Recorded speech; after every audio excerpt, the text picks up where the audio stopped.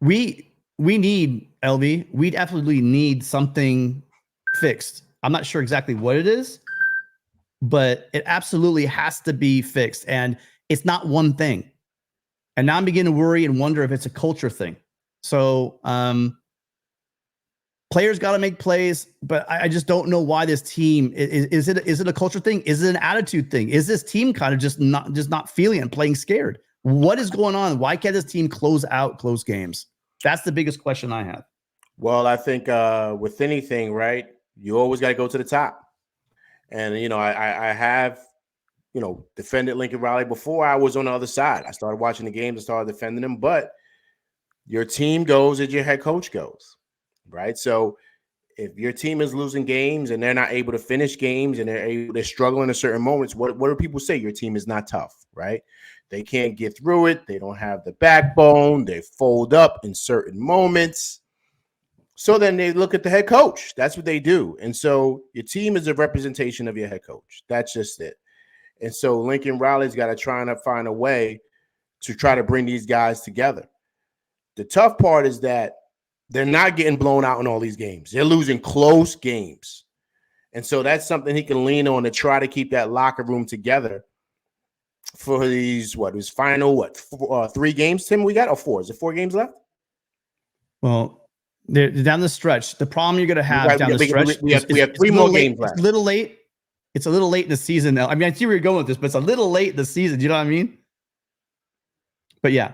But you asked me how, like, what do you do? Right.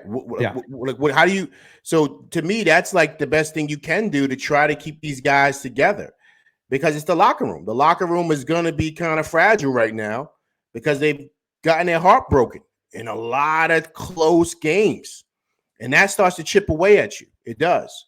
So he's got to try to find a way to keep the locker room together, to try to finish out strong. But the other thing too, Tim, that a caller did in the last call, I believe, he made a valid point. What are we going to do about these recruits now? Because they're watching, Tim. They're watching. They're seeing what's going on. And they want to know, is this the type of culture I want to be around? Is this what Lincoln Riley is showing now? It's just 2 years in a row now. This team has kind of crumbled towards the end of the season. Right. That's all right. I just go ahead. Sorry. No, I think that's another thing we got to look at. How is this going to look as far as recruiting? Because here's the thing, guys. We're upset about the offensive line. Mason, I don't want to say players' names. I apologize. Sorry. Certain players on the line should be playing better, right? People have touched on this today. That comes down to recruiting. So how do you win on the recruiting front? You got to win on Saturdays. That's not looking good. So what do we have to do? I don't want to promote people losing their jobs here, right? People want to get rid of certain coaches. So what do you do? Because that's the lifeline of college football is recruiting. And if you can't bring the top-notch recruits in, you're not going to look good on Saturday. And we're seeing that right now. What the product is on the field, and that's based on with him not picking up players during recruiting, the players that we wanted to get. Tim, we've talked about it. I've come on here and I've talked to you about it, Tim. We got to get strong in the trenches. D-line and O-line. That's where we need to get. That's where footballers won and lost at. And SC has not done well in that part of recruiting. And in the Big Ten, as you guys know, that's what you need to win games. O-line and D-line. And I don't even know recruiting-wise how that looks. But that's what I'm worried about with this 5-7 record. I mean, with this 4 and 5. What are we? 4 and 5 now? 4 and 5 record. Yeah, the recruits. Yeah, it's been brutal, and recruiting LV is going to be an issue pretty soon because at some point these close games. Now I'm trying to have people calm down a little bit because what someone asked me last show what are we going to sell? Well, you sell. Look how close we are. You don't want to say we're this amount plays away. You say, hey, look, you see this? Show them film. What do you got to do? And say, we feel you can make a difference. And I haven't met an 18-year-old who doesn't think they can be the solution to a problem. And so when you have that going on, that's what you need to do. You need to have sell the people that you are there. This is a loss. It's a rough loss, and the record sucks. But you have to say, look, we're losing these games by 5 points, by 1 point, by 3 points, by 7 points. At the end of the game, we feel you could be the difference. And so, I mean, until I see that, it's been hard to watch. So if you I don't know if you have what are your thoughts on the recruiting right now? I mean, because that's really starting to really be painful for USC. Oh man,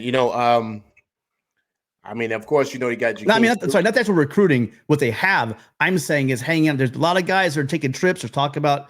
I'm not going to name the actual recruits, but there's people that are taking trips. Talk about taking trips. Everyone's the Julian Lewis thing's been. Everyone's talking about that. But I mean, at some point, when do you think that these close losses will become a detriment to the program as well? You know what's funny? Watching a lot of recruiting sites and kind of following through with that, I want to see exactly who SC is possibly getting, without naming names. I'm hearing that recruits aren't really bothered by it because guys look at it like you said, Tim. We can go in and play right away. Every guy, every recruit, they want to know, can I come in and play? Of course, NIL is a big part, but the biggest thing for these guys is they want to stay 3 years and they want to get to the league. They want to get to the NFL. That's the goal. So where can they go and play at on top of the NIL? And if they can promote that, if they can sell that, USC is still a top-tier program. And based on, like you said, Tim, based on these losses, it's not like we're far away. We're pretty close. We're not getting smoked by 40 points. That's not happening. So that's something that he could sell to recruits. Now, I know everyone's like really up in the air about the whole, the quarterback out there from Georgia, right? The kid, I'm not going to say his name, but you guys know who I'm talking about. Juju Lewis, I'll say it. Lincoln Riley's never had a problem getting quarterbacks. So I'm not really too concerned about that. Yes, if he comes, great. If not, okay. Lincoln Riley that's never been a problem for him.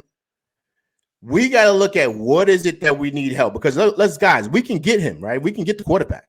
But what if he doesn't get the offensive line cleared up? It's going to be the same issues. So to me, that's where you, especially in the Big Ten, that's where you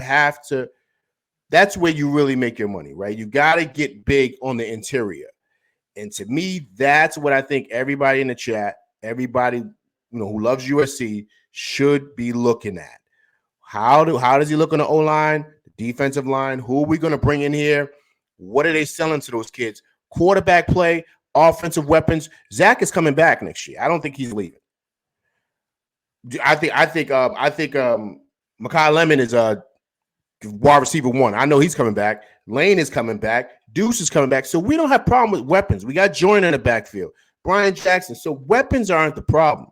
It's the interior of this team. And that's where we have to get better at. And recruiting-wise, that's what you got to really push. I'm worried about the recruits. Like, Lewis is going to, Colorado supposedly to take a visit next week. And just a couple other players on the fences. Do y'all think these losses, I'm just worried about the recruits for next year. Like, I agree we're close. We're not getting blown out, but I'm just super worried about these top recruits that were super excited after the LSU win. They were tweeting out. And now since then, a couple of them, top ones, have took another visit. So I just wanted to see what y'all thought about that. Go ahead, LB. Yeah, we mentioned it earlier. That's the biggest thing here, right? That's the biggest concern out of all of this. I think he can definitely bounce back as a coach. He gets certain guys in here, maybe in the transfer portal, but the recruits is the biggest concern because you got to show guys that we're still going in the right direction. But I will say this to help you possibly feel better. In today's time, recruits don't really care about that, man. They want to know someplace they can come and play and where they're going to get paid at. And so that's the saving grace in this, is that USC's record and how well they've been playing, how bad they've been playing in certain aspects, but they're still close as far as the wins and losses go. Still losses. But guys were watching saying, hey, man, look, this could be an opportunity where I can go in and start. I can go in and play. And I don't have to wait or sit 4 years, my redshirt year or whatever, and I can't make it to the league. I can play 3 years and go straight. So that can be something that they can sell. And once again, man, it's still SC at the end of the day, right? So it's sunny, it's beautiful, the weather's great, NIL is great. So this could still be an opportunity for a lot of top recruits. That's something to pay attention to also. And that's really what I talked about, and the second time I talked about tonight, but really these kids just want to play and they want to win and they want to play early. And so what you have is you have an opportunity to say, come in and play early. obviously, we need to fill some positions. They just need to show they're capable, and that the kid and the parents and the family feel like their kid's going to go to a program where they're going to be developed to go to the NFL. Or not every kid's going to go to the NFL. So then the next category is what's the education like, and what's the environment like at this place, and are we going to win?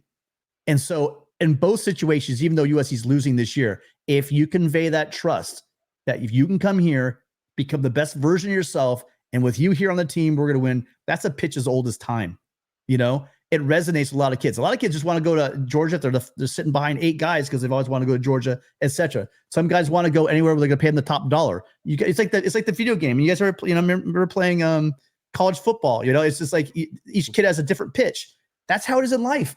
People want different things, and so if you resonate with that kid, and one of them could be just simply, I want the development. I think the coaching is here for the development. I do still think that. The winning part of it, though, and the culture part, there have to be questions, LV. There are. If we're losing to Alabama, if we're losing to Georgia, if we're losing to Georgia and like Ohio State and Oregon all week long, then it's okay, But we're losing to programs we should not be losing to, regardless of the situation on your side of the ball. I hope that helps, Kevin. Yeah, that helps. And sorry about that if y'all talked about it. Didn't mean to make you repeat it. I must have just missed it. So thank you for don't apologize, man. Don't apologize.